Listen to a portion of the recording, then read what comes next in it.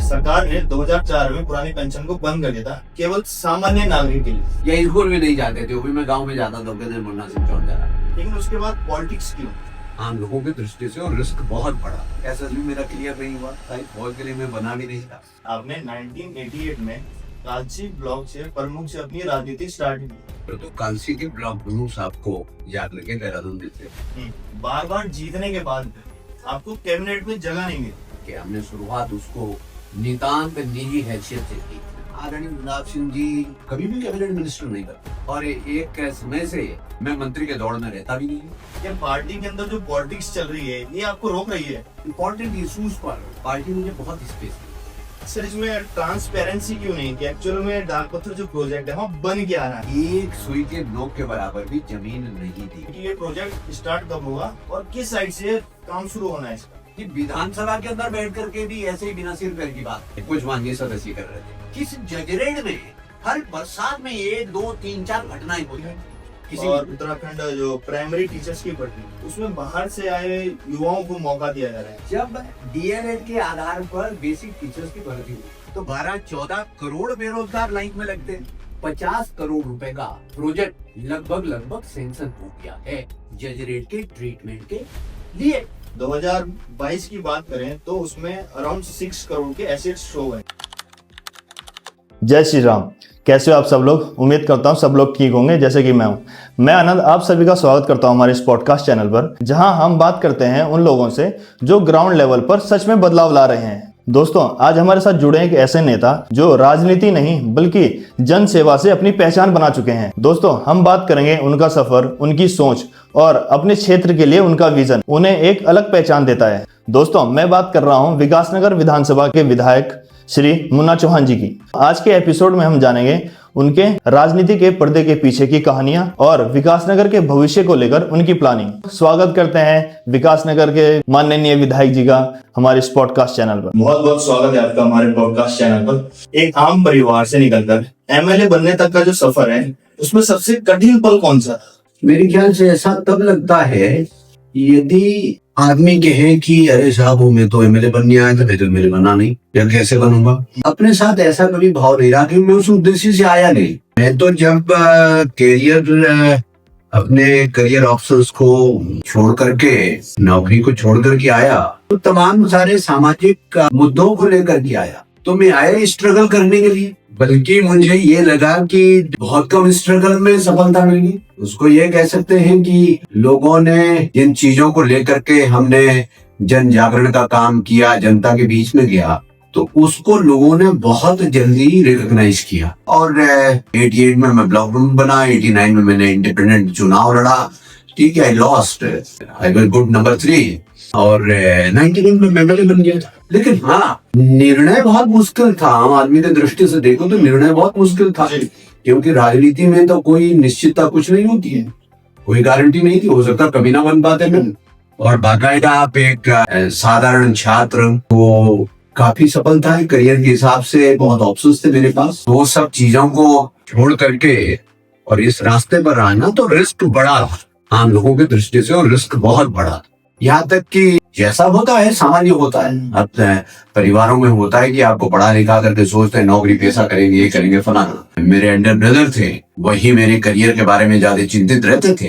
Law graduate थे, बाद वो जज भी हो गए, जुडिशियल सर्विसेज में भी आ गए। लेकिन हाँ, एक खास बात यह है कि जब मैंने नौकरी छोड़ी तो 3-4 महीने तक तो मेरे घर वालों को नहीं पता चला कि इसने नौकरी छोड़ दी। इस तरह का। सर अभी आपने कैरियर को छोड़ने की बात नहीं करी, आपने एमएससी फिजिक्स किया है, फिर डीआरडीओ भी ज्वाइन किया, लेकिन उसके बाद पॉलिटिक्स क्यों? और ये डीआरडीओ जो आपने छोड़ा, इसका डिसीजन थोड़ा रिस्की नहीं लगा आपको? नहीं, डीआरडीओ मैंने एमएससी के बाद नहीं, डीआरडीओ मैंने बीएससी के बाद ज्वाइन कर लिया था।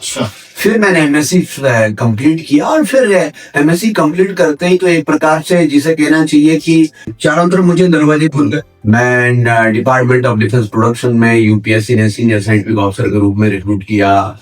यूपीएससी ने ही मिनिस्ट्री ऑफ फाइनेंस में एक सीनियर कम्युनिकेशन ऑफिसर था, उसके लिए सिलेक्शन किया। सब एक क्लास 1 पोस्ट थी। भारत सरकार ने मुझे नेशनल ओवरसीज स्कॉलरशिप अवार्ड की, उसमें भी नहीं मैं गया, ये जॉब भी नहीं ज्वाइन की। कंबाइंड डिफेंस सर्विसेज का लेकिन बहुत टफ होता नहीं है, ऐसे ही मैं चलते फिरते गया, दे दिया तो वो क्रैक वो क्लियर हो गया। लेकिन उसमें मेन तो एसएसबी होता है, एसएसबी मेरा क्लियर नहीं हुआ, शायद फौज के लिए मैं बना भी नहीं था। फिर उसके बाद सिविल सर्विसेज का एग्जाम मैंने ऐसे ही, सिविल सर्विसेज का मतलब प्रीलिम्स का, ऐसे ही जा करके चला गया शिमला, घूमते फिरते एग्जाम दे दिया, वो पहले अटेम्प्ट में क्लियर हो गया। मेंस का उसका भी नहीं देने गया। मतलब ये मैं ये नहीं कह रहा हूँ कि प्री क्वालिफाई हो जाने से कोई मैं आईएएस बन गया था, आईपीएस बन गया था, आईआरएस बन गया था, क्योंकि it's a long way, long journey from pre to the mains, it's a long journey. And civil services का एग्जाम क्रैक करना बड़ा मुश्किल रहता है। लेकिन हाँ, इतना मुझे कॉन्फिडेंस था कि थोड़ा सा प्रयास करता तो कुछ तो बन ही जाते, ना आईएएस बनते, ना आईपीएस बनते, ना आईआरएस बनते, कुछ तो बन जाते। सेंट्रल सर्विसेज ग्रुप बी में ही आ जाते, तो भी जॉइंट सेक्रेटरी के करीब पहुंच गए होते, आईआरएस आ जाते, सेंट्रल सर्विसेज ग्रुप ए में आ जाते, या हो सकता है गलती से ऊपर वाले में भी आ जाते। खैर वो काल्पनिक बातें हैं, जो हुआ नहीं उसके बारे में क्या करना। तो मतलब मैंने उसका भी एग्जाम फिर फाइनली, सबसे पहले मैंने जब 10+2 किया, जिसे आप इंटरमीडिएट कह लीजिए या वो कह लीजिए, उसके बाद मैंने देश का एक बहुत डिफिकल्ट एग्जाम होता था। हो सकता है भाई आईआईटीज का उससे ज्यादा डिफिकल्ट होता हूँ, मैं कह नहीं सकता, लेकिन वो भी बहुत टफ एग्जाम होता था, यूपीएससी कंडक्ट करता था। SCRA, special class railway apprentice, अब तो सर्विसेज बंद हो गई, वो बिल्कुल मदर सर्विस थी इंडियन रेलवे की। उसमें आप बताते थे लोग कि उसकी अधिकांश में तो ट्रेनिंग भी विदेशों में होती थी। उसमें केवल यूपीएससी 42 लोगों को रिटर्न क्वालिफाई करता था पूरे कंट्री में, 42 केवल 42 रिटर्न क्वालिफाई करता। और फिर उसके अंदर 200 नंबर का फिर इंटरव्यू होता था यूपीएससी का। वो मेरा यूपीएससी के पहले इंटरव्यूज थे, मतलब मुझे 10+2 के बाद ही यूपीएससी जैसी संस्था में इंटरव्यू रूम में बैठने का सौभाग्य प्राप्त हुआ। तो उस एग्जाम को मैंने बैक टू बैक 2 बार क्रैक किया, रिटर्न 1977 में और 1978। फाइनली केवल 14 का सिलेक्शन होता था, 14 में भाई मेरा नंबर नहीं आया दोनों बार, लेकिन रिटर्न मैंने दोनों बार क्वालिफाई किया। तो ऐसे गिरते पड़ते, जबकि मैं बड़ा साधारण छात्र रहा हूँ। हाँ, ये जरूर है कि कॉन्फिडेंस हमेशा रहता था। कॉन्फिडेंस, जैसे मैं मसूरी में भी पढ़ता था तो मुझे कॉन्फिडेंस रहता था। बड़े नामी ग्रामी पब्लिक स्कूल के लोग भी मेरे साथ पढ़ते थे +2 में। तो पता नहीं अपने को शौक सा था, तो उनको भी मैं संडे के दिन कुछ पढ़ा लेता था। सेंट जॉर्ज मसूरी जैसे रॉयल्टी वाले और बड़े उस जमाने में मतलब बड़े लोगों का विद्यालय था, वो सीनियर कैम्ब्रिज होता था। सीनियर कैम्ब्रिज केवल 11वीं तक होता था, तो 12th उनको बाहर से करना पड़ता था। तो 12th करने फिर कई बार उसमें से बहुत सारे हमारे साथ होते थे, तो उनके हम कई बार मास्टर बन जाते थे। सर, आपने 1988 में कालची ब्लॉक से प्रमुख से अपनी राजनीति स्टार्ट की, यानी कि अपना जो राजनीति करियर आपने कालची ब्लॉक से शुरू किया। तो उस दौर में और आज के दौर में कितना बदलाव आ गया? पहले तो यही चेंज आया, एक तो आज की तारीख में चीजें बहुत एक्सेसिबल है। आज की तारीख में तो सोशल मीडिया का जमाना है जी।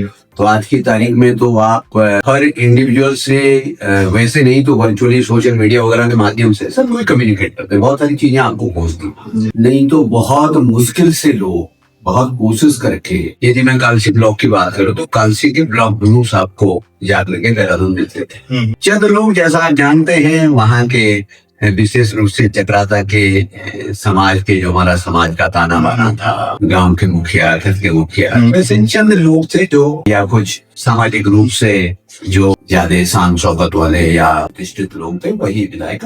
आम आदमी का विधायक से कुछ लेना देना नहीं था, पहचानते भी नहीं थे। और ये तो मैं दावे से कह ही सकता हूँ, मेरे बनने के बाद पहले तो ब्लॉक प्रमुख बनते ही मैंने कोई गाँव अपने ब्लॉक का, कोई छान, कोई गार्ड गदेरा ऐसा नहीं जहाँ मैं नहीं गया। ये राजनीति का छोटा दायरा कि हम कहते हैं समर्थक भी हो, कोई भी हो, कोई क्षेत्रवासी तो मुझे नहीं जानते। यहाँ तक कि छोटे बच्चे भी पहचानते थे जिनको राजनीति से कोई लेना देना नहीं था, जो छोटे स्कूलों में पढ़ते थे, दर्जा 4 में पढ़ते थे, 2 में पढ़ते थे, या स्कूल में नहीं जाते थे। वो भी मैं गाँव में जाता था, कहते मुन्ना सिंह चौन जा रहा। वो दौर ऐसा था कि गाँव वालों को प्राइमरी स्कूल चाहिए, तो प्राइमरी स्कूल के लिए भी पूरा गाँव वालों का डेलीगेशन आता था, ये करते थे और फिर उसको परसू किया जाता था। और बहुत कम लोगों का विकासखंड मुख्यालय तक, जिला मुख्यालय तक जाना भी बहुत कम लोगों का हुआ। तो ये मेरे बनने के साथ ही ये चेंज आया कि लोगों ने जिला स्तरीय सब कार्यालयों में जाना शुरू कर दिया। मैंने उनको एनकरेज किया लेकिन उसका दुष्परिणाम ये होगा कि आज की तारीख में जिले में कहते हैं कि साहब सारे दफ्तरों में ज्यादा सारे जो है ना चक्राता क्षेत्र के लोग मिलते हैं। जागरूकता बहुत ज्यादा है, युवा बहुत जागरूक बने हैं, अपने अधिकारों के प्रति बहुत जागरूक बने हैं, क्योंकि जब जन साधारण अपने अधिकारों के प्रति जागरूक बनता है तो फिर जो लीडर्स होते हैं उनके लिए चुनौतियां बढ़ती है, फिर उनकी आकांक्षाओं पे खरा उतरना बड़ा चैलेंजिंग हो जाता है। तो अच्छी बात है, लोकतांत्रिक दृष्टि से उसे मजबूती कहते हैं कि लोग एम्पावर हुए, लोग अपने अधिकारों को समझ रहे हैं, अपनी चीजों को लेकर रहे हैं। और कनेक्टिविटी बहुत बड़ी है। पहले तो 2-3-4 सड़कें थी और बाकी तो सब पैदल आते जाते। अब तो शायद ही कोई ऐसा गांव होगा जहां वाहन ना जाता हो। तो कनेक्टिविटी है, आवाजाही लोगों की, सुबह आते हैं शाम वापस भी चले जाते हैं। ये बड़ा चेंज हुआ, जागरूकता बहुत बड़ी। इंटरनेट और जैसा मैंने कहा सोशल मीडिया के पूरे दुनिया से कनेक्टेड है, तो उसको देख करके भी आदमी कहता है भाई फलाने प्रदेश में हो रहा है, फलाने उसमें हो रहा है, गढ़वाल में हो रहा है, कुमाऊं में हो रहा है, उत्तर प्रदेश में ये हो रहा है, वहां ये हो रहा है, दूसरे प्रदेश में, यहाँ तक कि विदेशों में क्या हो रहा है। जब हमने किया था तब हमारे पास तो कोई बहुत ज्यादा कोई मेन स्ट्रीम की पार्टी थी नहीं। ठीक है, हमने शुरुआत उसको नितांत निजी हैसियत से की, नितांत निजी हैसियत। चुनाव में मैंने विधानसभा का पहले निजी हैसियत थी, तो ये कुछ चेंजेज आए और आज तो जैसा है इसमें देखिए। सर सबसे बड़ा सवाल ये होता है, बार बार जीतने के बाद आपको कैबिनेट में जगह नहीं मिली, क्या पार्टी के अंदर जो पॉलिटिक्स चल रही है ये आपको रोक रही है? ऐसा नहीं है, ये राजनीति का क्या है, ये बाहर से ऐसा लगता है, बाहर से ऐसा लगता।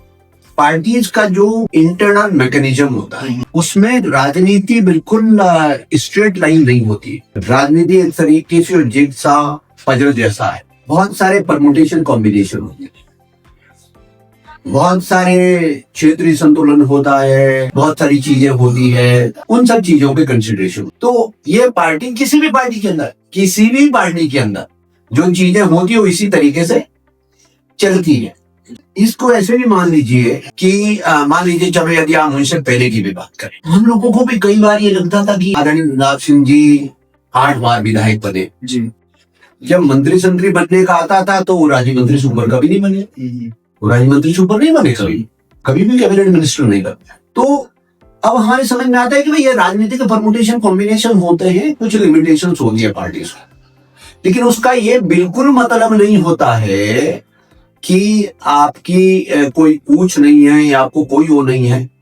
राजनीति में मेरे दृष्टि में, हो सकता है किसी की दृष्टि में हो कि साहब मंत्री बनना ही सब कोई बड़ी पूछ है, मेरी दृष्टि में होता है कि पार्टी आपको स्पेस कितना देती है, पार्टी आपको कितना गंभीरता से लेती है। और मुझे इस बात की बहुत तसल्ली रहती है कि यदि मैं भारतीय जनता पार्टी का कार्यकर्ता होने के नाते उसको देखता हूँ तो पार्टी में इंपॉर्टेंट इश्यूज पर पार्टी मुझे बहुत स्पेस देती है, मेरे राय को बहुत तवज्जो देती है।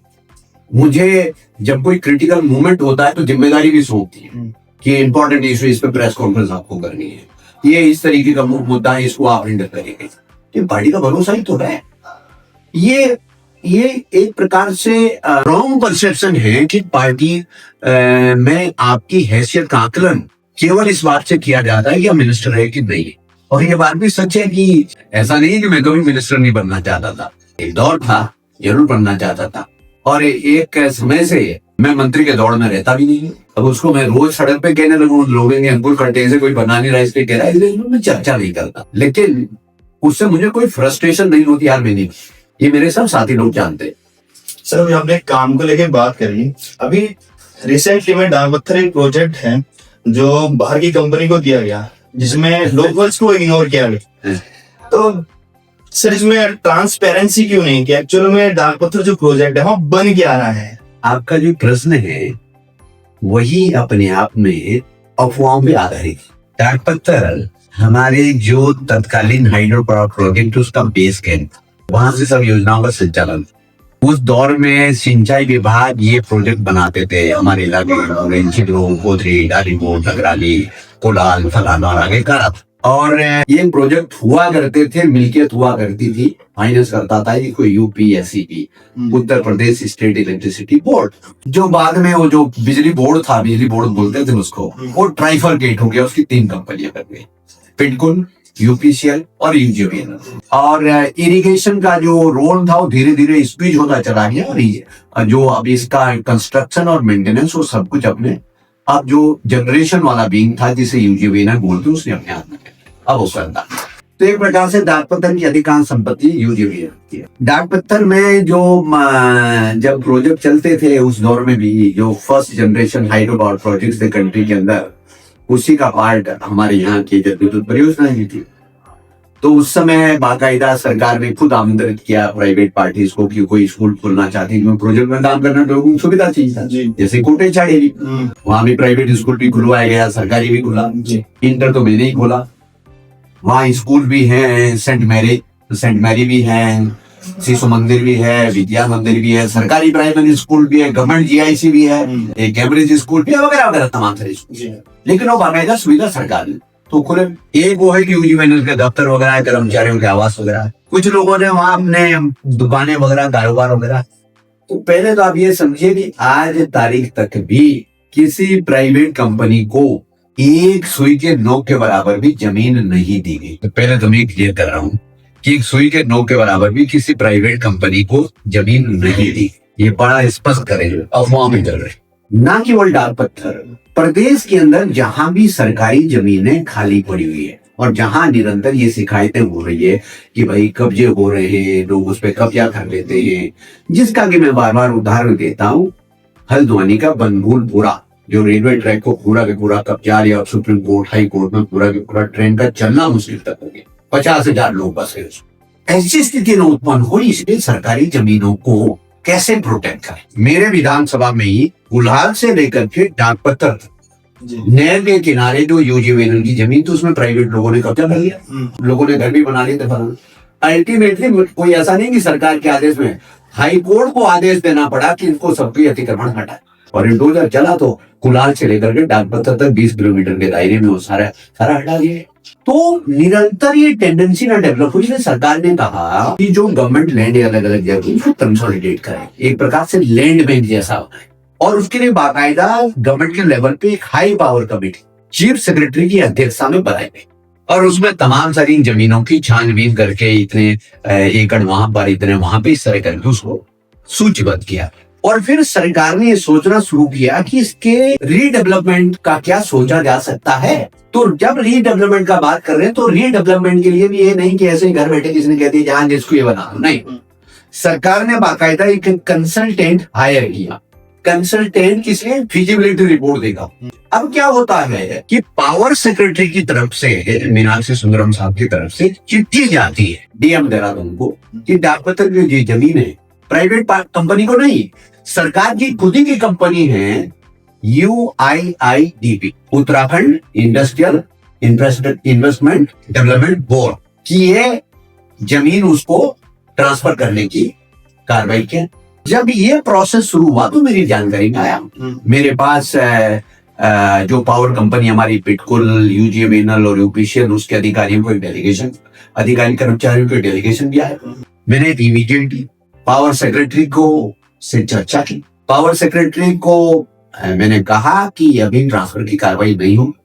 जिलाधिकारी देहरादून को मैंने कहा कि कोई ट्रांसफर म्यूटेशन नहीं होगा, तो उसको तत्काल होल्ड पे कर दिया गया। और उसके बाद मेरे द्वारा ये कहा गया कि इस पे अग्रेतर कोई भी कार्रवाई से पहले हम स्टेक होल्डर के साथ पीसी करेंगे, पब्लिक कंसल्टेशन करेंगे। और स्टेक होल्डर सबसे बड़ा तो मैं ही हूँ, विधायक को नहीं देना। तो हम चर्चा करेंगे स्टेक होल्डर से, वहां के व्यापारी, वहां की जो संस्थाएं, स्कूल कॉलेजेस वगैरह है, हॉस्पिटल्स है, कारोबारी है, और यहाँ तक कि सरकारी विभाग वाले, यूजीवीएनएल, इरिगेशन वाले, वो सब स्टेक होल्डर है। हम सबके साथ विचार विमर्श करेंगे।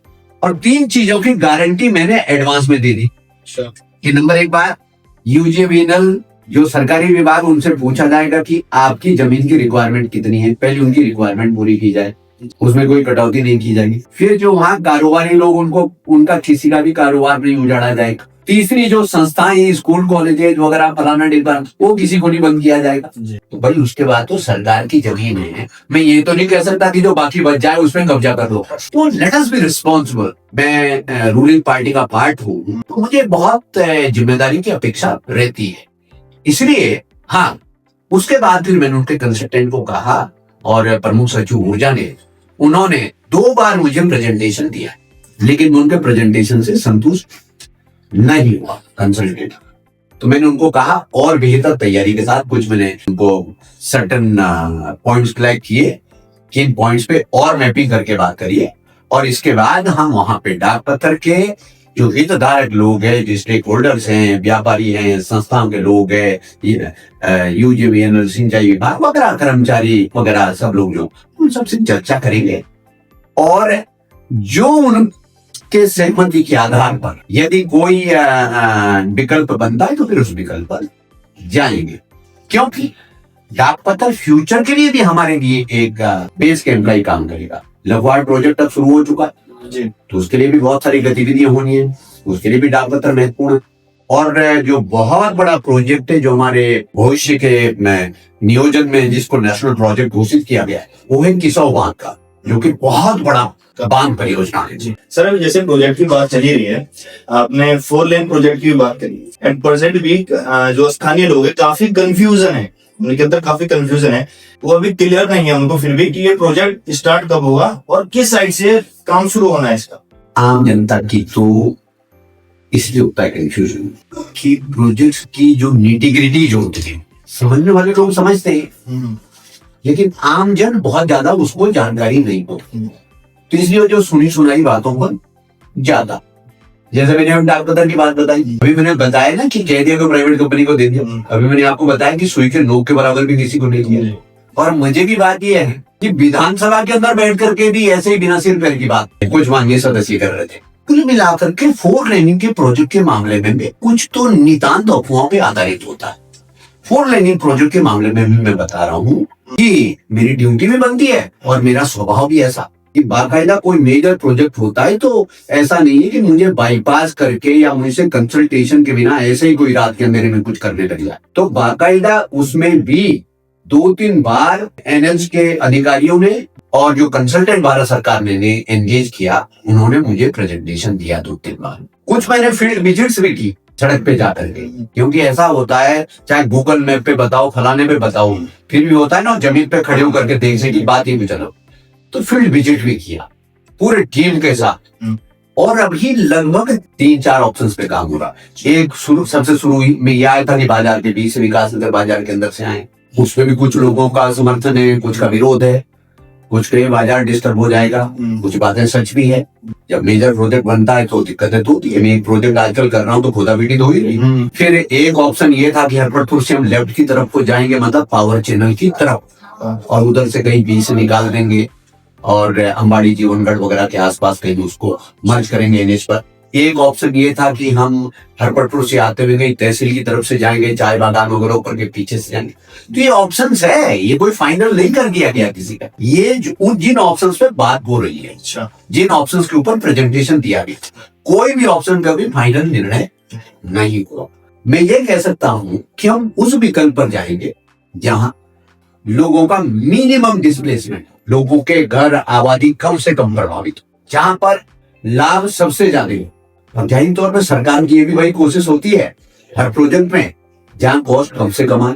फिजिबिलिटी का एक मतलब और भी है, हम हवाई बात कहने लग जाए कि वो वहां से सीधा धर्मावाला से ही एलिवेटेड हवा में ही ले और जमीन कहीं छूने ही मदद हो। तो मैं ये तो नहीं कह रहा हूँ कि असंभव है, संभव है, लेकिन ये शायद के लोगों को अंदाज नहीं होगा कि उस समय उसकी कॉस्ट कितने गुना बढ़ जाएगी। तो सरकार में कॉस्ट भी एक इम्पोर्टेंट फैक्टर होता है। तो जहां एलिवेटेड की आवश्यकता होगी वहां एलिवेटेड बनेगी, और जहां पे जमीन पे बनना है वहां सामान्य टच डाउन करके आएगा। उसमें भी गडकरी जी जब देहरादून आए थे तो जैसा मेरी चिट्ठी बाकायदा पब्लिक डोमेन में सर्कुलेटेड है, उसमें बाकायदा एक इस रोड के लिए, एक इसमें मैंने कहा साहब ये तो बिना सिर पैर की हो जाएगी। देहरादून से हरपटपुर की रोड जो नेशनल हाईवे तो हमने डी नोटिफाई करके, अब वो नेशनल हाईवे नहीं रखे, बाहर से चला गया जी। तो मैंने कहा हरपटपुर से बनाऊंगा आगे तक बाड़वाला तक, तो उसके दोनों पैरों की तरफ एनएच होगा ना, इसकी तरफ 4 लेनिंग होगा, तो ऐसे 4 लेनिंग का क्या करेंगे। तो इसलिए मैंने उसके अंदर लिखा कि जो सामने धर्मावाला 4 लेन से 4 लेन को जोड़ना है, तो उसको भी उन्होंने सैद्धांतिक स्वीकृति दे दी है, सहमति दे दी है। इस फाइनेंशियल ईयर में वो भी चेकअप होना। धर्मौला से हरबरपुर में और हरबरपुर से यहाँ 2 है ये। और इसके अलावा जो मैंने अपने चुनावी समय में घोषणा भी की थी कि मेरा सारा उद्देश्य यह है कि क्षेत्र को मुझे 4 धाम यात्रा रूट से प्रभावी तरीके से जोड़ना है, ताकि यात्रा रूट का कारोबार हमारे यहाँ है, रोजगार का सृजन। मैं उन लोगों में से तो हूं नहीं कि लोगों को ठगूंगा भाई कि कितने लोगों को सरकारी नौकरी मिल सकती। आखिरकार तो रोजी रोटी तो सबको चाहिए ना, तो वो कारोबार से आएगी। तो कारोबार बढ़ाने के यही तरीके है। तो बस अड्डा मैंने हरबरपुर बना दिया। अब वो 4 धाम यात्रा के लिए लॉन्चिंग पैड का काम करता। अभी इससे पहले ही विकास नगर क्षेत्र में यात्रा के 20 रिजर्वेशन काउंटर के आदेश हो गए। दो यात्रा से हरबरपुर से शानदार तरीके से उसको संचालित करते हैं, सब व्यवस्थाएं वही जुटाते हैं। बाकी जिस जगह हम बैठे हुए हैं पाटवाला, फिर यहाँ से लेकर के लखवाड़ बैंड तक के 2 लेन में कन्वर्ट होना है। उसके लिए 390 करोड़ रुपए सैंक्शन भी हो गया।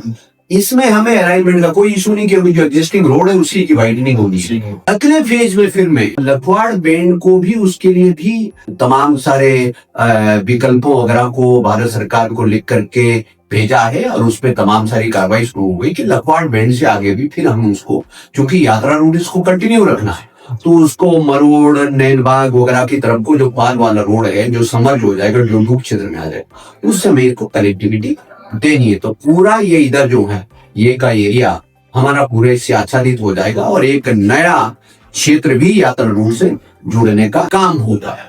तो ये तमाम तरीके की नेटवर्किंग मेगा प्रोजेक्ट्स पर काम कर रहे हैं। गडकरी जी का बहुत ही कृतज्ञ हूँ, प्रधानमंत्री जी का बहुत कृतज्ञ हूँ कि बहुत कम समय में इतने बड़े प्रोजेक्ट को उन्होंने अप्रूवल देने का काम किया।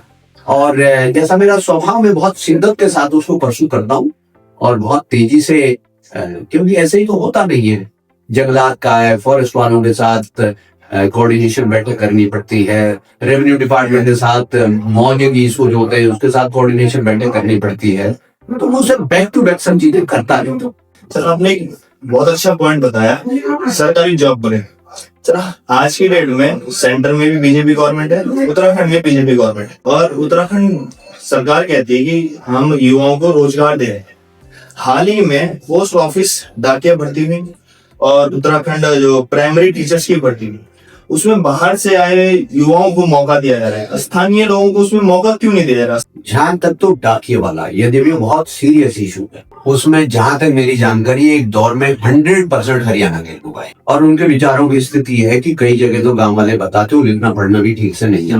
मेरा कोई हरियाणा या नॉन हरियाणा से विषय नहीं है, क्योंकि उसके स्वरूप पे तो हम इसलिए नहीं कुछ कह सकते कि वो बोर्ड का आदेश है कि उनका जो रिक्रूटमेंट है ऑल इंडिया करेक्टर का होता है, तो उनका वो चेन्नई से होता है, और उनके भर्ती का भी थंब रूल है, केवल और केवल 10वीं की मार्कशीट ही सिलेक्शन का आता है। और बताते ये है कि वो कोविड के बाद ऐसा फेज आया कि हरियाणा में जितनों ने इंतजाम किए सबको 99 और 100% मार्क्स दे दी, लिहाजा और कोई उनके सामने वो जाने ना जाने इस तरीके का हुआ। तो इस वैसी स्थिति, लेकिन है ये बड़ी चिंता की बात है ये बहुत।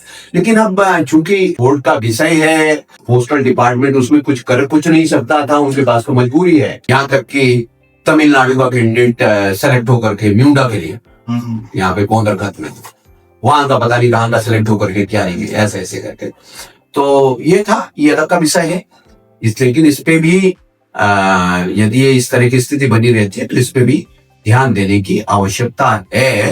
बाकी जो आपने टीचर्स का कहा, टीचर वाले में विषय अलग है। टीचर वाले में आपको ध्यान होगा कि मैंने विधानसभा के गैरसैंण सत्र में या कहीं देहरादून के सत्र में, ये नहीं मुझे अंदाजा, लेकिन विधानसभा के अंदर मैंने ओबीसी के आरक्षण का सवाल उठाया, जिसमें मैंने ये कहा था कि आरक्षण स्टेट स्पेसिफिक है, माइग्रेशन के साथ आरक्षण की सुविधा ही नहीं है। जो जिस प्रदेश का निवासी उसको आरक्षण की सुविधा वही मिल सकती। इसको ऐसे भी समझ लीजिए कि मान लीजिए जॉन सार बाबर के जनजाति के लोग हैं, तो उत्तर प्रदेश में जाएंगे तो उत्तर प्रदेश में उनको जनजाति की सुविधाएं नहीं मिलेगी। तो ऐसे ही दूसरे एससी का है, वो किसी प्रदेश का एससी है तो इस प्रदेश में आ जाएगा तो उसमें नहीं मिलेगी। तो सबको स्टेट स्पेसिफिक है। जो चिंताएं मैंने जाहिर की थी ओबीसी के मामले में, वही बातें सही साबित हुई। उसमें क्या हुआ, जब डीएलएड के आधार पर बेसिक टीचर्स की भर्ती हुई तो बहुत सारे प्रत्याशी ऐसे आ गए, उन्होंने डीएलएड तो करा उत्तर प्रदेश के ओबीसी सर्टिफिकेट के आधार और भर्ती होने आ गए उत्तराखंड के सर्टिफिकेट के आधार, या उल्टा हुआ क्योंकि स्थायी निवास प्रमाण पत्र यहाँ का मांगते थे, तो डीएलएड करा उत्तर प्रदेश के ओबीसी सर्टिफिकेट के आधार पर, और स्थायी निवास प्रमाण पत्र यहाँ का लेकर भर्ती होने उसमें चले। तो मेरी आपत्तियों पर ही उसमें कोई 50, 60, 70 का अपॉइंटमेंट्स बीच में विधेयक भी कर दिए गए थे। लेकिन मैंने जो रिमार्क किया तो अलग दृष्टि से किया था। मान लीजिए सरकार ने अभी आपने कहा कि आपकी सरकार है, तामी जी की सरकार ने, इससे पहले कभी ये नहीं हुआ था। 26,000 पदों पे नियुक्ति हुई है, लगभग 26,000 पदों, बहुत बड़ी बात है। असंभव माना जाता था, 25-26 हजार पदों पे नियुक्ति हुई है। ठीक है, भारत सरकार में भी पीछे एक साल में लगभग 9-10 लाख, 7.5, 8, 9-10 लाख लोगों का जो एक ड्राइव था उसमें चला। लेकिन मैं ये कहता हूं, यदि आप पूरे देश के पैमाने पर दें, सरकारी नौकरियां होती कितनी है? आप ये भी भूल जाओ कि ये सरकार या वो सरकार। सरकारी नौकरियां होती थी मेरे ख्याल से, यदि मेरी जानकारी सही हो तो शायद 1 करोड़ 40 लाख के करीब, या 1 करोड़ 20 लाख, 30 लाख, 40 लाख के करीब भारत सरकार की नौकरी थी, और 50-60 लाख के करीब जो है राज्य सरकारों की टोटल नौकरी। ठीक है, या ये आंकड़ा नीचे ऊपर भी हो सकता। तो भाई हमारे देश में तो हर साल 12-14 करोड़ बेरोजगार लाइन में लगते हैं। तो क्या सरकारी नौकरियों से बेरोजगारी दूर हो सकती है? नहीं। लेकिन पॉलिटिकल लोग भी एकदम नेकेड ट्रूथ बोलने की हिम्मत नहीं जुटाते, इसलिए गलबला करके गोलमोल बोलते हैं। मेरा थोड़ा स्वभाव विपरीत है। मैं कहता हूं जो उच्च सरकारी नौकरियां भाई वो तो जरूरी युवाओं को मिलनी चाहिए, ईमानदारी से मिलनी चाहिए, बिना घपले घोटाले के मिलनी चाहिए। सख्ती कर रही है सरकार, इतना सख्त नकल विरोधी कानून बनाए, इतने लोगों को जेल में भेजा, वो नौकरी युवाओं को मिलनी चाहिए, उसमें युवाओं के साथ हर तरीके से हम खड़े। लेकिन वो पर्याप्त तो नहीं है ना। अच्छा, फिर बेरोजगारी उसी के लिए थोड़ा ना कहते जो ग्रेजुएट है, वही थोड़ा ना जो इंजीनियर है, वही थोड़ा ना जिसके पास टेक्निकल एजुकेशन, वही थोड़ा ना जिसके पास हायर एजुकेशन। बेरोजगार तो वो भी है जो कक्षा 5 पास है। बेरोजगार तो वो भी हो सकता है जो 2 दर्जा ही बढ़ा हुआ है, वो भी है जो हाई स्कूल है केवल। एम्प्लॉयमेंट एक्सचेंज में, उत्तराखंड के एम्प्लॉयमेंट एक्सचेंज में जो रजिस्टर्ड बेरोजगार है उनकी संख्या 10 लाख के करीब, जबकि सब रजिस्टर्ड नहीं होते। तो फिर ये बेरोजगारी कब दूर होगी? इस पैमाने से तो कभी नहीं हो सकता। इसलिए मैं बहुत खुलेपन की बात करता हूँ कि भैया सरकारी हो जितना हो। इसलिए मैं किसी युवा को इस गफलत में नहीं रखता कि बेटा केवल बल सरकारी नौकरी। मैं कहता हूँ कारोबार करो, लेकिन कारोबार के लिए माहौल बनाना सरकारों का काम, कारोबार के लिए माहौल बनाना जनप्रतिनिधियों का काम, कारोबार के लिए परिस्थितियां पैदा करना हमारा काम है, जो लॉ मेकर्स है, जो नीति निर्धारक। तो मैं विधायक हूं भाई, इसलिए मैं डे 1 से एक बात कह रहा हूं, मैं जो भी काम करता हूं वो काम ऐसा होता है उससे रोजगार का इंगित जुड़ा होता है। मैं यदि नाव घाट पर हिमाचल के बीच में पुल बनवाया मैंने 43 करोड़ का, भले हिमाचल में एक छोटी सी उनको 6-7 किसानों का मुआवजा देना है और अधिग्रहण करना है, उसकी वजह से 250 मीटर उनकी अप्रोच रोड रुकी हुई है। पुल मैंने 1.5 साल पहले पूरा करा दिया, 43 करोड़। वो मैंने कोई धूप तापने के लिए, घूमने फिरने के लिए नहीं पुल बनवा दिया। पूरा हिमाचल का जो गिरी पार का इलाका है, परंपरागत रूप से उनका बाजार विकास में होता है। ट्रेडिशनली मंडी भी उनकी, अदरक फलाना, मक्की फलाना, अदरक सब कुछ वही होता। उस पुल के बनते ही उस लंबे चौड़े हिमाचल के इलाके का कारोबार विकास में रहता है। तो बताइए विकास में कारोबार बढ़ेगा कि नहीं? आपकी गांव का कारोबार बढ़ेगा कि नहीं? यहाँ को सुविधा होगी कि नहीं? रोजगार किसको मिलेगा? यहाँ के लोगों को मिलेगा कि नहीं? तो मेरा सोचने का 4 धाम यात्रा आएगी, तो 4 धाम यात्रा शुरू हुई है, तो क्या इस पूरे उसमें एक रोजगार का एक माहौल नहीं बना? किसी का शानदार ढाबा चल रहा है, किसी का होटल चल रहा है, किसी का कोई है, किसी की टैक्सी चल रही है, किसी का कोई और चीज चल, ऐसे ही चल रहा है। रोजगार का तो ऐसे मॉडल है भाई, दरी पे बैठने से रोजगार थोड़ा ना मिल जाएगा। इसलिए एक सोच होनी चाहिए। हरपटपुर में बस अड्डा बना है, बस अड्डे में आवाजाही जितनी बढ़ेगी तो उस बस अड्डे के चारों तरफ रोजगार बन जाएगा। किसी का रिक्शा चलेगा, किसी का ढाबा चलेगा, किसी का ऐसे ही होता। डाकपत्र में हॉस्पिटल, एक बड़ा हॉस्पिटल मैंने एक बिल्डिंग बना दी है 14-15 करोड़ रुपए की। जिस दिन उस हॉस्पिटल को कमीशन कर दूंगा, उस हॉस्पिटल के चारों तरफ दुनिया भर का रोजगार आ जाएगा। आज आप इंदिरा हॉस्पिटल के चारों तरफ खड़े नहीं हो सकते, इतना काम है वहाँ। आज आप यहीं पे जाते हैं, सुद्धवाना में बिरान होता था, आज ग्राफी गिरा हॉस्पिटल के बाहर आपको खड़े होने को जगह नहीं, इतना कारोबार है। इसे ही कारोबार बोलते हैं, इसे ही रोजी रोटी बोलते हैं। इसलिए मैं युवाओं के साथ बहुत ईमानदारी के साथ ये बात कहना चाहता हूं कि हम युवाओं को, हम उनको एंटरप्रेन्योर बनाना चाहते हैं, हम उनको कारोबारी बनाना चाहते हैं। हम उनके बिजनेस स्किल के मुताबिक उनको काम धंधा का वातावरण देना चाहते हैं। इसलिए ये तमाम सारे जो प्रोजेक्ट्स हैं ये इस दृष्टि से, मान लीजिए अभी आपके बिल्कुल जहां आप बैठे हुए आपके नजर के सामने सामने नजर पड़ती है हरिपुर में घाट बनवा, ठीक है, मैं खुद आया मुख्यमंत्री जी को लेकर, घाट बनवा, माँ यमुना की पूजा अर्चना हो, आरती हो, तो अपनी जगह है ही। आध्यात्मिक पक्ष को तलाशने का कोशिश कर रहे हैं कि भाई ये हरिपुर था या आदिकाल में भी एक धार्मिक स्थल था, वेद व्यास की स्थली कहा गया है, हरि का धाम कहा गया है, कालसी अपने आप में एक कालखंड में बहुत बड़ा बिजनेस सेंटर था, ये सिल्क रूट का भी एक सेंटर था, इसी वजह तो अशोक शिलालेख वहां, ठीक है। तो इतिहास से भी तो हम कुछ चीजें सीखते हैं ना, लेकिन भाई ये घाट इसलिए भी बना रहे हैं जब यहाँ हरिद्वार ऋषिकेश के मिनी रूप में, अभी उतना बड़ा तो नहीं हम जा सकते, लेकिन उसका मिनी रूप, उसका माइक्रो स्वरूप जब हमें हरिपुर में दिखाई देगा तो यहाँ भी श्रद्धालु आएंगे, यहाँ भी तीर्थ यात्रियों की आवाजाही बढ़े, जब आवाजाही बढ़ेगी तो किसी का खाने का चलेगा, किसी का चाय का चलेगा, किसी की टैक्सी चलेगी, किसी का छोटा मोटा होटल चलेगा, किसी का कमरा बुक होगा, तो कारोबार तो ऐसे ही आता है। इसलिए उसका पूरे के पूरे इकोसिस्टम को समझना पड़ता है, केवल गान बजाने से कोई चीज थोड़ा ना हो जाता है। अब जैसे एक काम पे मैं और कर रहा हूँ, अब पता नहीं लोगों को आश्चर्य भी होता होगा कि भाई ये है तो है नहीं, वहां कोई सबका ठेका यही ले रहा, अब कोई करता नहीं था, मुझे कष्ट होता था, तो मैंने विधानसभा के सत्र में बाकायदा, जबकि मैं तो परंपरा ह्यूमन ये है कि सत्ता पक्ष के विधायक कम बोलते हैं, विपक्ष वाले ही पूछेंगे, भाई लोग सोचते हैं भाई अपनी सरकार है, अपनी सरकार को कहां ले रहे हैं, ऐसे कहते हैं ना लोग। मैं थोड़ा इस परंपरा में ज्यादा नहीं जाता हूँ, मुझे ना कभी मुझे मेरी पार्टी ने टोका, जहां मुझे जनहित का सवाल लगता है उसमें पूछता नहीं, बिना इस बात की चिंता करे हुए भाई मैं तो खुद ही सरकारी पक्ष का विधायक। मैंने विधानसभा के अंदर अनुरोध किया मंत्री से कि साहब इस बार पिछले बार भी विधानसभा का जो गैरसैंण वाला नहीं, उससे पहले मैंने कहा कि यहाँ से कालसी से चक्राता त्यूनी की जो रोड है, चक्राता की रोड, वो लाइफ लाइन उसी लगे, और जब मैं इस चक्राता से कालसी की रोड की बात करता हूँ तो मैं विकासनगर के लोगों को भी कहता हूँ भाई मैं आपकी भी पैरवी कर रहा हूँ। फिर मेरी सोच को आप देखिए, आप कनेक्ट करेंगे, क्योंकि चक्राता कालसी रोड बंद होती है तो विकासनगर का कारोबार भी प्रभावित हो जाए। जौनसार बाबर का सारा बाजार तो विकासनगर है, 4 दिन तक गाड़ियां नहीं चलती है तो विकासनगर में हाहाकार होने लगता है, होता है कि नहीं। तो मैं विकासनगर के इंटरेस्ट को भी देख रहा हूँ और वहां के, तो मैंने हाउस के अंदर पूछा किस जजरेड में हर बरसात में 1, 2, 3, 4 घटनाएं हो जाती है, किसी की जान चली जाती है, कोई गाड़ी नीचे चली जाती है, किसी पत्थर। पिछले साल भी पंजाब का एक बच्चा जो सैनिक सेना में भर्ती होने के लिए आया था, 2 बच्चे मोटरसाइकिल पे चक्राता आ रहे थे या जा रहे थे, पत्थर आया लगा और एक बच्चे की मौत हो गई।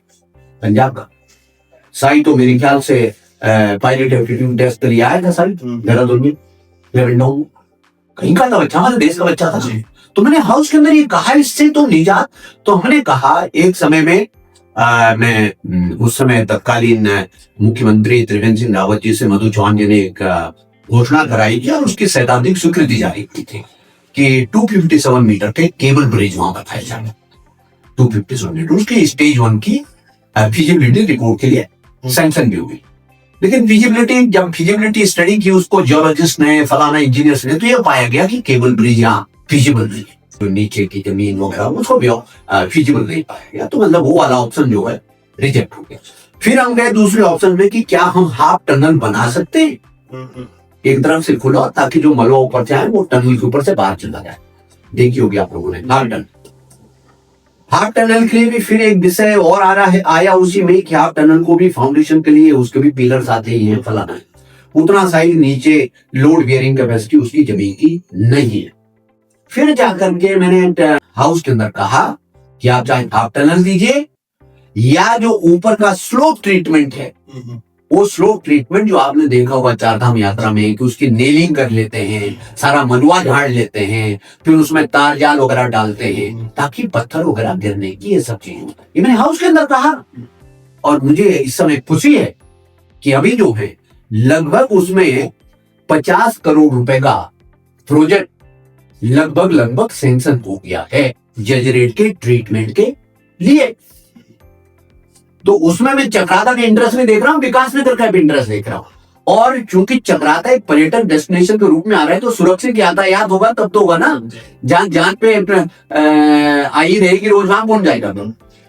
तो मैं इसको करता रहता हूं बिना इस बात की परवाह किए, बिना कि कौन चुनाव लड़ रहा है, कौन नहीं लड़ रहा है, कौन दूसरा नहीं कोई करेगा। तो इसका मतलब ये, मैं तो इस तरह का व्यक्ति हूं कि मैं यदि गैरसैंण भी जाता हूं तो रुद्रमरिया की भी बात करता हूं, और की भी, अल्मोड़ा की भी बात करता हूँ, और जगह का भी, प्रदेश का कोई और जगह की होती है उसकी भी बात करता हूँ। मैं तो हिमाचल के चुनाव में गया और वहां पर डोडरा पार्क के इलाके में हमने वहां उनसे कहा कि जो डोडरा पार्क का इलाका है, इधर तो बर्फ से ढक जाता है, इनका आवाजाही बंद हो जाती है, और इनका आना जाना, हमारा जो फतेह पर्वत का इलाका है मोरी का, उधर से जाते ही, उधर से रोड होनी चाहिए। तो चुनाव में था तो घोषणा नहीं कर सकते। हमने मंच से उतरने के बाद उनको कह दिया कि हम आज से ही धरते इसको, और तत्काल उसके बाद उसकी सैंक्शन जारी कर दी गई। जो उत्तराखंड का पार्ट बनता था, उस रोड को, उत्तराखंड के पार्ट वाले रोड को सैंक्शन कर दिया। वो बातें गलत है कि वन भूमि वगैरह स्थानांतरण की गलत, मैं सब जगह का मुद्दे उठा कर, प्रदेश अपना पूरा है ना जी, देश अपना हूँ, तो कहीं का कोई विषय यदि हमारे पास थोड़ी सोच है, मैं उसको उठा दूंगी। सरकार ने 2004 में पुरानी पेंशन को बंद कर दिया था केवल सामान्य नागरिक के लिए, पर आज की डेट में भी एमएलए एमपी को पुरानी पेंशन का लाभ मिल रहा है, ऐसा क्यों? नहीं, पुरानी पेंशन नहीं है वो, सामान्य नागरिक का तो विषय नहीं है उसमें। आप सरकारी कर्मचारियों वाली बात है जी। नहीं, सरकारी कर्मचारियों का तो वो तो एक बहुत राष्ट्रीय स्तर पर और तमाम सारे चीजों को ध्यान में रखकर 2005 में 2005 में उसको डिसकंटिन्यू किया गया। और लेकिन ऐसा नहीं है कि उसको एक तरफा ऐसा बंद कर दिया गया, उसके बदले में वैकल्पिक व्यवस्था भी बनाई गई कि उसमें कितना कर्मचारी का कंट्रीब्यूशन घटेगा और कितना उसमें सरकार कंट्रीब्यूट करेगी, मतलब कंट्रीब्यूटरी उसको। तो ये जो कंट्रीब्यूटरी होता है, पीएसयू में तो बहुत पहले से था, ओएनजीसी वगैरह में कंट्रीब्यूटरी था, पेंशन नहीं था। तो खैर वो मेरा विषय नहीं है, वो मेरा विषय नहीं है, वो बहुत लार्जर इशू है, राष्ट्रीय स्तर का इशू है, इसलिए उसमें मैं कोई ना तो अधिकृत हूँ कोई उस पर कमेंट करने के लिए, और ना ही मेरी उस पर कोई विशेषज्ञता है। अब मैं अल्प ज्ञान के आधार पर अकथनी कोई बात कहूँ तो उचित। सर, रिसेंटली हुए हैं ईसीआई का पोर्टल देख रहा था, इलेक्शन कमीशन ऑफ इंडिया, उसमें 2007 में आपने अपने एसेट्स हैं वो 45 लाख समथिंग शो हुए हैं, और 2022 की बात करें तो उसमें अराउंड 6 करोड़ के एसेट्स शो हुए हैं। इंपॉर्टेंट ये होता है कि एसेट मल्टीप्लाई क्या किए, एसेट की वैल्यू बढ़ गई तो आप याद में, जब मान लीजिए प्रतिष्ठान आपने बनाया होगा तो हो सकता है 1 करोड़ में बना हो, आज इसकी वर्थ 15 करोड़ है, आपने थोड़ा ना कुछ एडिशनल जोड़ा है, वो एस्केलेट कर गई उसकी कॉस्ट, तो उसका आप क्या कर सकते हो? तो मान लीजिए वो जब उत्तराखंड बना, हमने स्टेट बैंक से पत्नी के नाम पर एक लोन लिया, 2-3 लाख रुपए अपने थे, बाकी स्टेट बैंक का लोन था। अब उस समय सारा प्लॉट ही जो है 12 लाख का पड़ा, ठीक है, समझे ना। एक जाखन गांव में वो टोटल प्लॉट में 12 लाख का है, बाकायदा स्टेट बैंक का बाकायदा लोन था। आज की तारीख में उसकी कीमत हो गई 2 करोड़ से ऊपर। उसमें मेरा क्या दोष है? मतलब मैंने तो उसके लिए कोई घपला घोटाला किया नहीं, उसके लिए कोई भ्रष्टाचार किया नहीं, वो तो बाजार भाव था, देहरादून की राजधानी बनने के बाद वो बढ़ता चला गया, और रायपुर रोड के करीब था तो बढ़ता चला गया, तो हमारी भी किस्मत खुल गई, ठीक है।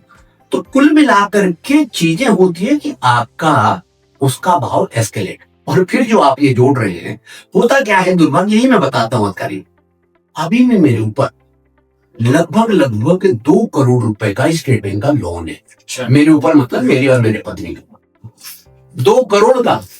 कहने का मतलब लंबा तस्करा है, इसलिए इसको इंटरव्यू में नहीं डिस्कस किया जा सकता। इसका बाकायदा हम इसी वजह से इनकम टैक्स रिटर्न फाइल करते हैं। मेरी भी इनकम टैक्स की फाइल खुल गई थी, मैंने भी जवाब दिया उसका, क्यों नहीं देंगे। मैं अकेला विधायक हूँ, मेरे खाते में कहीं 10 रुपए भी मैं मेंशन करता हूँ अपने रिटर्न में। मेरी कोई प्रॉपर्टी ऐसी नहीं है जिसको मैं अपने रिटर्न में दर्शाता नहीं। कोई अपने प्रॉपर्टी के बारे में राजनेता कोई खुलासा करता नहीं। मैंने बताया कि रात रोड पे एक प्लॉट था लगभग 600 गज का, वो उस समय 12 लाख के करीब में लिया था, जिसमें से कि 3 1 लाख रुपए सहित हमने अपने पास से लगाए थे और 9 9.5 लाख या 10 लाख के करीब का स्टेट बैंक का लोन था, 9 लाख का लोन।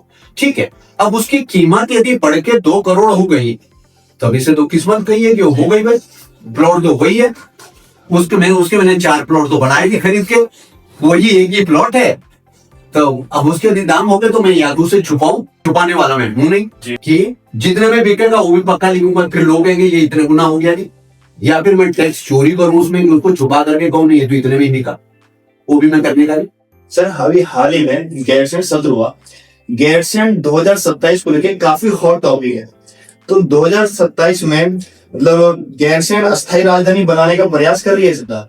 मैं केवल ये कह रहा हूं कि भारतीय जनता पार्टी की सरकार ने, तत्कालीन मुख्यमंत्री त्रिवेंद्र सिंह रावत जी ने गैरसैंण को ग्रीष्मकालीन राजधानी घोषित की और भारतीय जनता पार्टी की सरकार अपने उस स्टैंड पर है, धामी जी की सरकार भी उस स्टैंड पर है कि ग्रीष्मकालीन राजधानी है। अब ग्रीष्मकालीन राजधानी के रूप में गैरसैंण काम कर सके, केवल 5 दिन का विधानसभा का सत्र तो कुछ होता नहीं है, हफ्ते भर का विधानसभा का सत्र तो ग्रीष्मकालीन राजधानी हुआ नहीं। तो ग्रीष्मकालीन राजधानी के रूप में गैरसैंण काम करती हुई नजर आनी चाहिए। इसके लिए निश्चित रूप से सरकार को तेजी से इंफ्रास्ट्रक्चर पे डेवलप करना चाहिए और जो आवश्यक व्यवस्थाएं वो भी करनी चाहिए। न्यूज लॉन्ड्री की रिपोर्ट के अनुसार अभी धामी सरकार ने 1001 करोड़ एडवर्टीजमेंट पे लगा दिए। इतने पैसे एडवर्टीजमेंट पे लगा दिए, इससे अच्छा तो जैसे भी विकास नगर में जो परियोजना चल रही है ऐसे 2 प्रोजेक्ट और लग सकते थे। तो एडवर्टीजमेंट में इतना पैसा खर्च किया गया, सरकार काम कर रही है वो तो जनता को ऐसे भी दिख जाता, इतना पैसा एडवर्टीजमेंट में खर्च करने की जरूरत क्या पड़ी?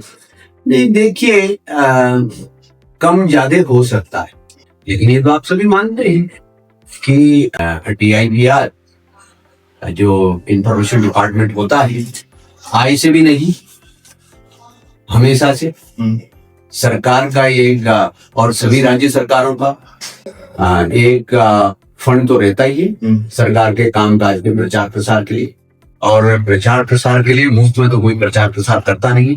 हाँ, यदि कहीं पर मिसयूज हुआ है, कोई गलत लोगों को कहा, तो निश्चित रूप से उस पर सवाल खड़ा किया जाए, उस पर सवाल खड़ा होना भी चाहिए। जहां तक रीजनेबल हो चीजें वहां तक तो सभी सरकारें करती है, ठीक है, कोई भी सरकार है, सभी सरकारें अपने काम का प्रचार भी करती है, अखबारों में विज्ञापन भी देती है। आज की तारीख में जो इलेक्ट्रॉनिक प्रचार के दूसरे माध्यम है, इलेक्ट्रॉनिक मीडिया है, उसको भी देती है। पोर्टल्स भी जो रिकॉग्नाइज होते हैं एक व्यवस्था के तहत, उनको भी देती हैं। तो लेकिन हाँ, मतलब वो जिम्मेदारी पूर्वक ही होना चाहिए, वो केवल पैसा लुटाने के लिए नहीं होना चाहिए। 2027 को लेके आपकी क्या तैयारी है? मैं तो देखिए थोड़ा सा अपने स्वभाव का पॉलिटिशियन हूँ, चुनाव हो या चुनाव ना हो, मैं 12 महीने 7 दिन 24 घंटे एक जैसा ही काम करता हूँ, इलेक्शन और नो इलेक्शन। चुनाव नजदीक आने में मैं कोई अतिरिक्त और साधारण कोई तैयारी करता नहीं, और जब निर्वाचित होकर के जाता हूं तो साल के शुरू साल में भी 3 साल तक सोता नहीं, फिर रजाई दान के अभी तो चुनाव के लिए बहुत दूर है, बारिश होगी, बाढ़ की कहीं कोई स्थिति होगी तो मैं वहां खड़ा मिलूंगा, लोगों को कोई परेशानी खड़ा मिलूंगा, कोई घटना दुर्घटना वहां खड़ा मिलूंगा, अस्पताल में कोई इमरजेंसी वहां खड़ा मिलूंगा, इमरजेंसी कॉल है कोई रात को 2 बजे भी मिलूंगा, वो चाहे चुनाव है चाहे आगे पीछे। विकास की कोई चीजें हैं तो वो मैं डे 1 से प्रयास करना शुरू करता हूं। तो चुनावी दृष्टि से मैं कोई अलग से कोई तैयारी नहीं करता, इसलिए अपना जिसे कहना चाहिए ना, यहाँ तो सावन सूखे ना भादो हमारे वाला किस्सा है। बहुत किसी चीज में सफलता मिल जाए तो फूल के खूबा नहीं होता, और असफलताएं हो जाए तो निराश नहीं होता। मैं तो इतने सारे चुनाव लड़ा हूँ, हारा भी हूँ, जीता भी हूँ। जो लोग मुझे जानते हैं वो इस बात को जानते हैं कि मैं हर परिस्थिति में वैसा ही हूँ। धन्यवाद, thank you, thank you, thank you. Thank you. बहुत बहुत थैंक यू।